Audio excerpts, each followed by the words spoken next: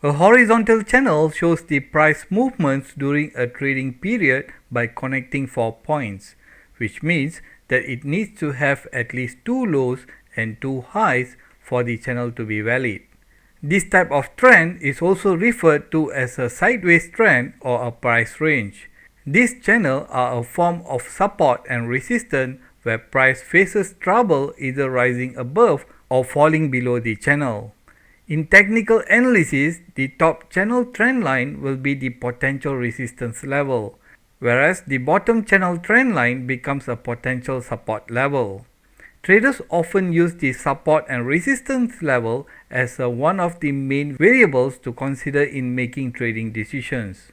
The advantage of using a horizontal channel is that it provides a trader with a fast way of identifying where trading entry and exit points are in a very short period of time. In order to trade the horizontal channel, there are two possible strategies.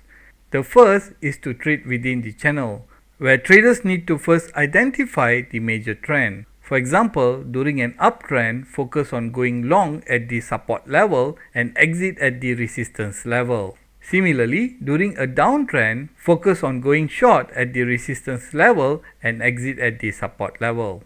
The second method is to trade the breakout, in which traders wait for the price to make a breakout and then pull back to the previous support or resistance before opening an order. For example, once the resistance is broken during an uptrend, traders can wait for the price to return to the broken resistance level before initiating a long trade. Similarly, once the support is broken during a downtrend, traders can wait for the price to return to the broken support level before initiating a short trade.